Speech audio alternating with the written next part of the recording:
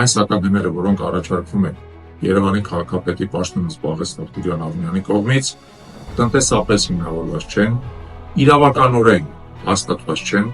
ուստի մենք շարունակում ենք բոյկոտի գործողությունները։ Միասին մենք կկարողանանք պաշտպանել ձեր օրինական իրավունքները եւ վերականգնել սոցիալական արդարությունը Երևան քաղաքում։ Մենք շարունակելու ենք մեր բոյկոտի ակցիաները եւ կոչ ենք անում քաղաքացիներին հանրային տրանսպորտից օգտվելու դեպքում չվճարել։ Եթե նույնիսկ կա հիմնավորում, որ մենք ավելի ժամանակակից տրանսպորտ ենք բերում, տրանսպորտային միջոցներ եւ այլն, այդ հաշվարկները ոչ մեկ չի տեսել, որպեսզի հասկանան դրա պայմաններում ինչքան դա պետք է արժենա։